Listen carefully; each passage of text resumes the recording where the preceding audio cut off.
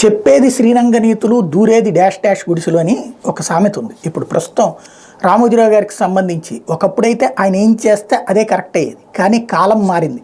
కాలం ఎప్పుడు ఒక్కలాగా ఉండదు. ఆయన ఇష్టం వచ్చినట్టు రాజకీయాలు నడిపారు. ఆయన ఇష్టం వచ్చినట్టు ఎన్టీ రామారావు దొంగ అంటే దొంగ అన్నాడు, మంచోడు అంటే మంచోడు అన్నాడు, రాష్ట్ర విభజన కరెక్ట్ అంటే కరెక్ట్ అన్నాడు, చెడ్డదైతే చెడ్డదన్నాడు. అట్లాగే చంద్రబాబు నాయుడు అద్భుతం అంటాడు. చంద్రబాబు విషయంలో మాత్రం ఆయన పక్కాగా ఉంటారు. ఆయన దేవుడన్నే చూపెడతారు, మనకి నడుస్తూ ఉంటుంది.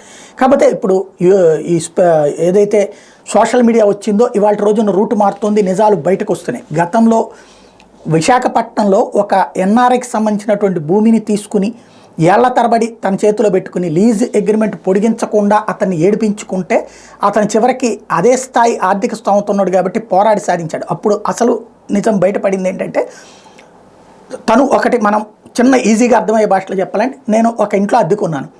అద్దెకున్నటువంటి ఇంటి దగ్గర రోడ్డు వైడనింగ్ జరుగుతుంది. అక్కడ చిన్నపాటిది మన ఈ ఇంట్లో ఉన్నటువంటి పార్ట్ తీసుకున్నారు. అప్పుడు ఏం చేస్తాం?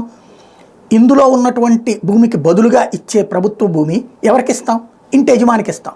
కానీ అక్కడ రామోజీరావు గారు ఆ భూమికి బదులుగా వచ్చేది రామోజీరావు గారి పేరు కిరణ్ పేరు మీదన రిజిస్టర్ చేసుకున్నారు.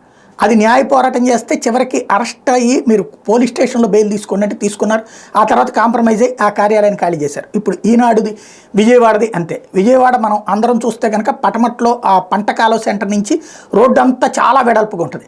ఓన్లీ ఒక్క ఈనాడు దగ్గర మాత్రమే ముందుకొచ్చి ఉంటుంది. ఎందుకు అంటే ఆ స్థలం రోడ్డు వైడనింగ్లో ఇవ్వకుండా ఆపారు, సుదీర్ఘకాలం పాటు నిలబెట్టారు. అంతవరకు సరే, అది అహంకారపూరితం అందామా లేకపోతే ఊరికి జనానికి నీతులు చెప్పడం అందామా అది వదిలేదు. కానీ ఎక్కడైతే భూమి తీసుకున్న రోడ్డు వైడనింగ్ కోసం తీసుకునేటువంటి భూమికి బదులుగా ఆ స్థల యజమానికి కాకుండా తను భూమిని తీసుకున్నారు. టీడీఆర్ బాండ్లు తన పేరుకి ఇవ్వమన్నారట. ఈయన లీజుకు తీసుకున్నారు. లీజుకు తీసుకున్న చోట భూమిని రోడ్డు వైడనింగ్ కోసం తీసుకుంటుంటే లీజుకు తీసుకున్న వాళ్ళకి ఇస్తారా, భూ యజమానికి ఇస్తారా? అది జరిగింది.